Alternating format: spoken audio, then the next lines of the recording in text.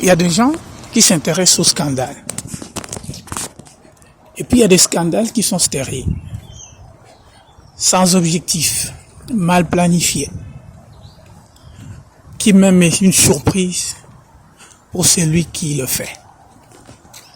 Parce qu'en fait, il s'est retrouvé piégé par son propre comportement. Un scandale, c'est quelque chose qui offense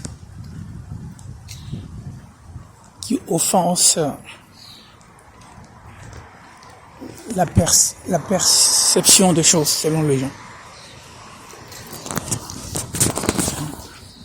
C'est quelque chose d'inattendu, qu'on ne souhaite pas que ça arrive. Mais c'est là, et ça choque, ça offense. Voilà, on ne s'attendait pas, on n'espérait pas, on ne souhaitait pas, on ne te voyait pas comme ça. Mais ça arrive. Voilà un scandale.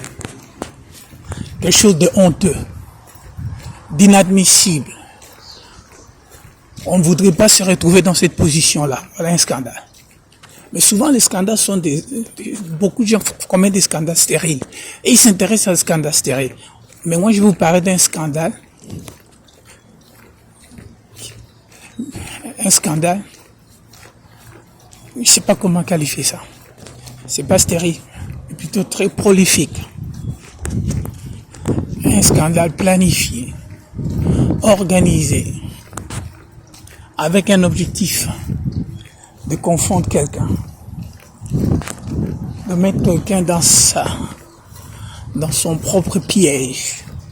Voilà, un scandale bien élaboré. Un scandale bien élaboré pour confondre quelqu'un qui ne comprend pas ce qu'il est en train de faire.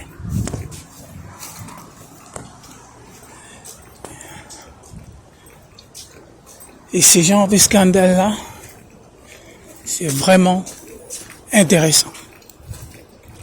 C'est le scandale de Jésus. Jésus de Nazareth. Oh, tout à propos de sa vie est scandaleux. Sa naissance est scandaleuse.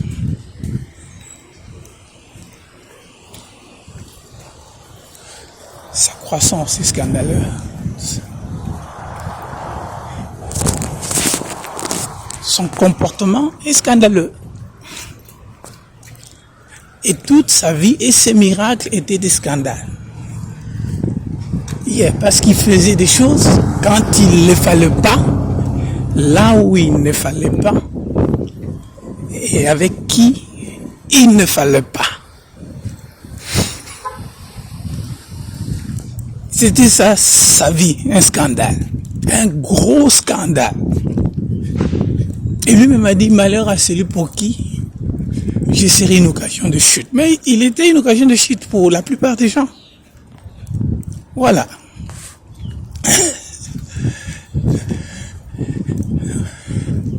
Sa vie est un scandale. Son ministère est un scandale, selon les gens de l'époque.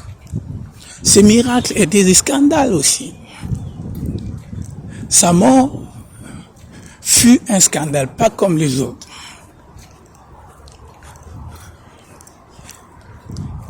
Et même sa résurrection était un scandale. Et après ça, son nom même est un scandale. Parce qu'en fait, ce nom-là, il ne fallait pas qu'on le cite. Il fallait qu'on efface ce nom, qu'on fasse oublier ce nom-là, le nom de Jésus. Et puis, ce nom, c'est un scandale parce qu'en fait, la façon dont on appelait Jésus en Israël, c'était pas Jésus. C'était Hamashiach, something like that.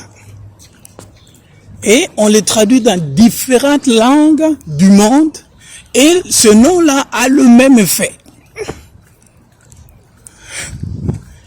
Comment expliquer que Jésus lui-même, les apôtres, invoquaient le nom de Hamashiach, Yehoshua. Mais quand on traduit le nom de Yehoshua en français, c'est Jésus. En anglais, c'est Jesus. En chinois, Yang. En japonais, Yo. Mais quelle que soit la langue dans laquelle tu traduis ce nom-là garde sa puissance. Oh, hallelujah. Oh, the name of Jesus. Et ce nom-là est scandaleux parce qu'il y a une catégorie des esprits qui n'aiment pas entendre ce nom-là. Quand tu prononces ce nom-là, ils sentent comme si on les a détrônés, destitués, ligotés. Oh, le nom de Jésus.